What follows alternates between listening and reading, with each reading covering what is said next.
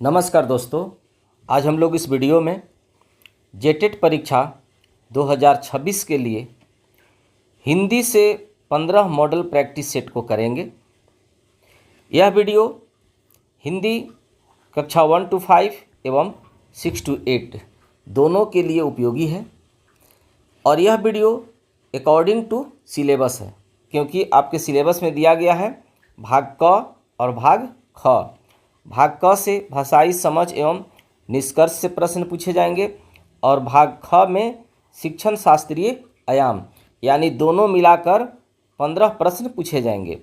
तो इसमें हम भाग क और भाग ख दोनों को मिलाकर 15 मॉडल प्रैक्टिस सेट को तैयार किए हैं, जो हूबहू परीक्षा में जिस तरह से आपको पूछा जाएगा उसी तरह से इसमें सेट किया गया है।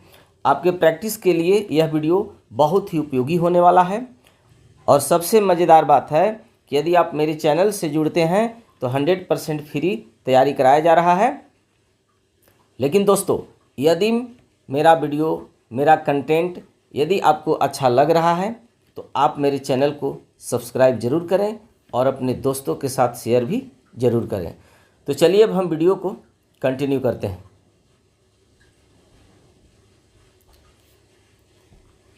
देखिए, भाग क में भाषाई समझ एवं निष्कर्ष से हम लोग प्रश्नों को देखेंगे। तो देखते हैं, कहा जा रहा है कि नीचे दिए गए गद्यांश को पढ़कर प्रश्न 1 से 4 के उत्तर दें।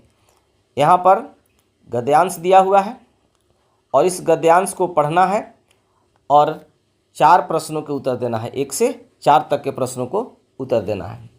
गद्यांश है, झारखंड राज्य अपनी प्राकृतिक छटा के लिए प्रसिद्ध है। यहाँ के वनों में सखुआ के वृक्ष बहुतायत में मिलते हैं। यहाँ की नदियाँ जैसे स्वर्णरेखा और दामोदर यहाँ की जीवन रेखा है। झारखंड के लोग सरल और परिश्रमी होते हैं। उनकी संस्कृति में नृत्य और संगीत का गहरा स्थान है। वे प्रकृति की पूजा करते हैं और त्योहारों के माध्यम से पर्यावरण संरक्षण का संदेश देते हैं। तो यह था गद्यांश। हम लोग गद्यांश पढ़ लिए। अब इससे संबंधित हम लोग प्रश्नों को देखेंगे और उसका उत्तर देंगे। प्रश्न 1 है, गद्यांश के अनुसार झारखंड की जीवन रेखा किसे कहा गया है? ऑप्शन है सखुआ के वृक्षों को, यहाँ की नदियों को, यहाँ के नृत्य को या यहाँ के पहाड़ों को। इसका सही आंसर है ऑप्शन बी, यहाँ की नदियों को।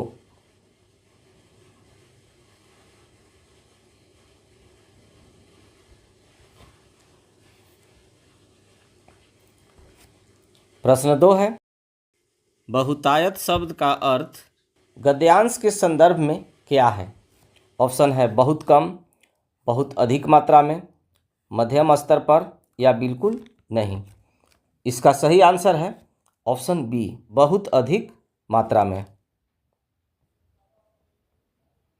प्रश्न 3 है, स्वर्ण रेखा शब्द में कौन सी संज्ञा है? ऑप्शन है जातिवाचक, भाववाचक, व्यक्तिवाचक या समूहवाचक। इसका सही आंसर है ऑप्शन सी, व्यक्तिवाचक। प्रश्न 4 है, प्राकृतिक शब्द में मूल शब्द और प्रत्यय क्या है? ऑप्शन है प्राकृत जोड़ इक, प्रकृति जोड़ इक, प्र जोड़ कृतिक या प्राकृ जोड़ तिक। इसका सही आंसर है ऑप्शन बी, प्रकृति जोड़ इक। अब हम लोग अगला पद्यांश को देखेंगे। नीचे दिए गए पद्यांश को पढ़कर प्रश्न 5 और 6 के उत्तर दें। यानी इससे पहले हम लोग गद्यांश देखे थे, जिसमें 1 से 4 प्रश्नों तक, 1 से 4 तक के प्रश्नों को देखे थे। अब इसमें हम लोग पद्यांश को देखेंगे और इसमें हम लोग 2 प्रश्नों को देखेंगे।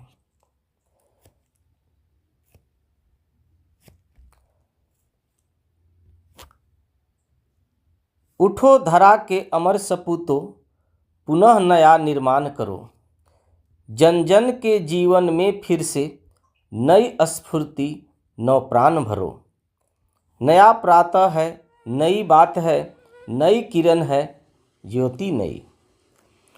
अब इसी के आधार पर हम लोग प्रश्नों को देखेंगे और उसका उत्तर देने का प्रयास करेंगे।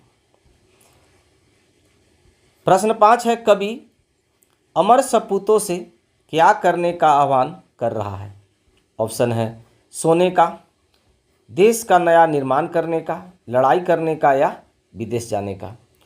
तो इसका सही आंसर है ऑप्शन बी, देश का नया निर्माण करने का। प्रश्न 6 है, प्रातः का पर्यायवाची शब्द पद्यांश के अनुसार क्या होगा? ऑप्शन है संध्या, सुबह अर्थात प्रभात, रात्रि या दोपहर। तो इसका सही आंसर है ऑप्शन बी, सुबह या प्रभात। प्रश्न 7 है, वर्णों के सार्थक मेल को क्या कहा जाता है? अब यहाँ से हम लोग ग्रामर से प्रश्न है, तो वर्णों के सार्थक मेल को क्या कहा जाता है? ऑप्शन है वर्णमाला, शब्द, वाक्य या लिपि। तो इसका सही आंसर है ऑप्शन बी, शब्द। प्रश्न 8 है, ज्योति का विलोम शब्द क्या है? ऑप्शन है प्रकाश, उजाला, तम अर्थात अंधेरा या दीप्ति।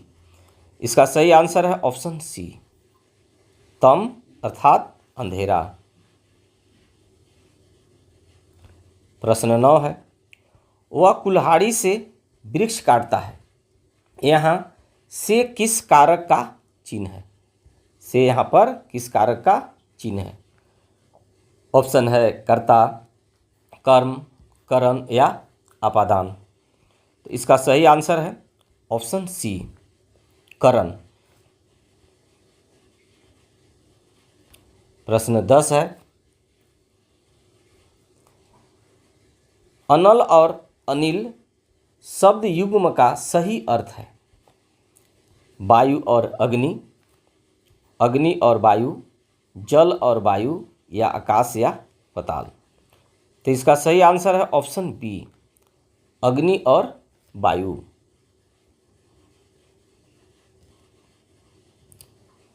अब यहाँ से भाग ख शिक्षण शास्त्रीय आयाम से प्रश्नों को देखेंगे। प्रश्न 11 है, भाषा सीखने का स्वाभाविक क्रम LSRW क्या है? ऑप्शन है पढ़ना, लिखना, सुनना, बोलना, सुनना, बोलना, पढ़ना, लिखना, बोलना, सुनना, लिखना, पढ़ना या लिखना, पढ़ना, सुनना, बोलना। तो देखिए इसमें याद रखना है सुबोपली, सुबोपली। सुबोपली का मतलब है स से सुनना, ब से बोलना, प से पढ़ना और ल से लिखना। इसलिए इसका सही आंसर है ऑप्शन बी, सुनना, बोलना, पढ़ना, लिखना। भाषा सीखने का स्वाभाविक क्रम है सुनना, बोलना, पढ़ना, लिखना।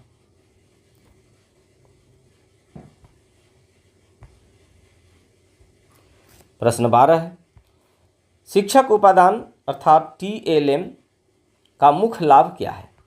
ऑप्शन है शिक्षक को कम पढ़ाना पड़ता है, छात्र पाठ को जल्दी और अस्थायी रूप से समझते हैं, कक्षा सुंदर दिखती है या परीक्षा में अंक बढ़ते हैं।